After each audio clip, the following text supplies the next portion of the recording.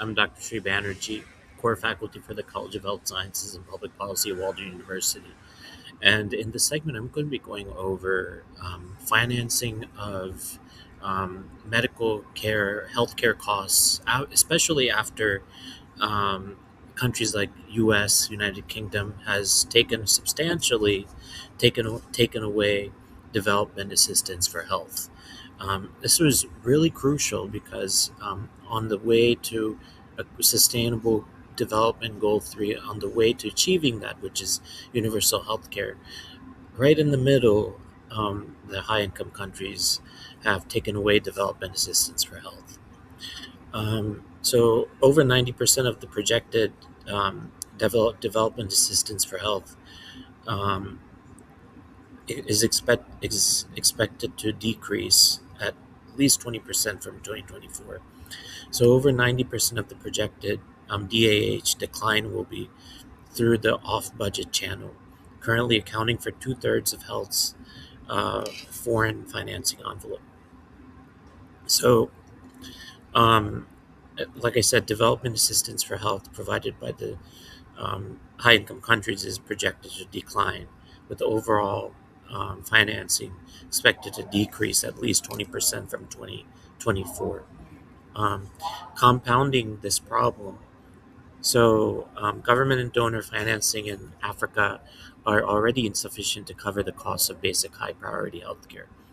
And expanding to universal healthcare is predicted to more than double the cost from 36 billion per year to 71 billion in low income countries.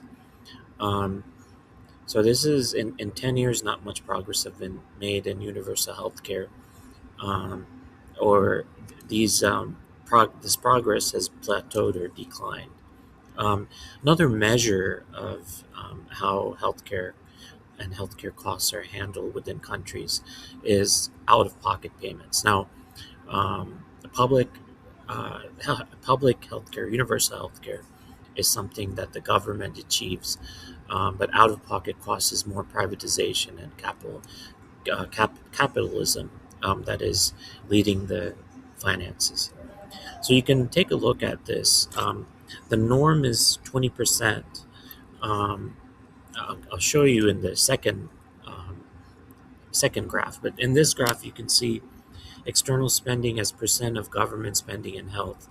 Um, so South Sudan really um, relies on DAH, and then Sierra Leone survives from that. The Congolese, the Democratic Republic of Congo, all of these countries are highly reliant on this from external support. Um, and so, current health spending per capita, not too much in South Sudan, more in Namibia, South Africa. There's a lot, and they're below the norm. So these countries here are not as bad a shape as these countries on the right.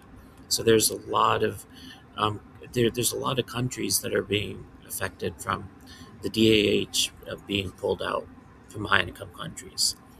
So here's how out of pocket healthcare spending is there, and it's what surprised me is Nigeria is up here too, and so a lot of high out of pocket health expenditures taking place in Nigeria, and that I would have not expected. Um, so, like I said, the majority of African countries have high out of pocket health expenditure levels, meaning most households bear the direct costs of healthcare, often exceeding recommended thresholds intended to protect against financial hardship and ensure health services remain affordable and accessible to all. So, the, everybody that's above the norm are ones that are having to use out-of-pocket costs to pay their way in healthcare. Um, so, based on this, is an important statistic. When I was taking global health in Johns Hopkins, um, I have a certificate in that, and so we learned about this.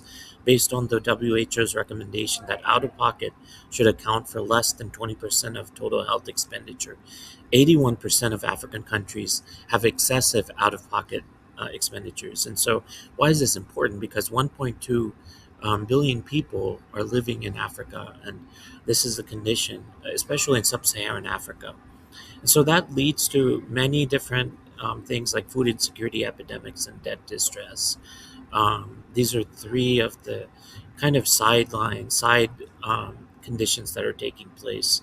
Um, so this is a table, you can go over it on your own, but the functionality of every health financing channel can be improved.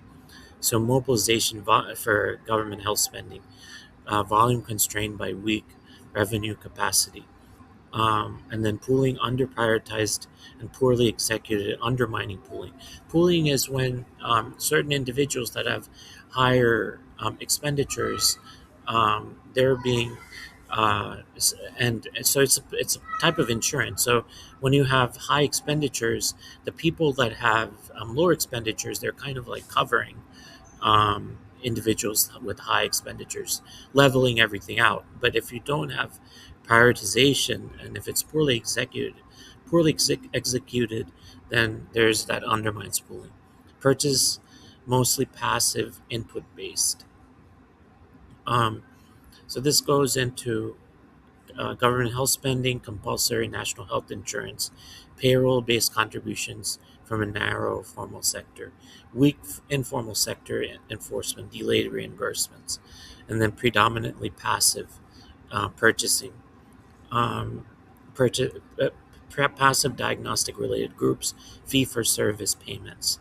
And this causes the next one is foreign in budget, which is volatile disease earmarked, partially pooled on budget, but still heavily earmarked and fragmented, and then input based and rigid, mostly passive purchasing. So these are all micro health insurance, tiny volunteer schemes, small community based pools, purchasing basic primary healthcare with limited benefits. So I've talked enough. There's a lot of different components to keep in mind, and this goes into a lot of different components. Um, the external spending and investment getting pulled away by high income countries has really devastated public health and economy in sub-Saharan Africa. So this is what is going on. I hope this has made some sense. Thank you for listening.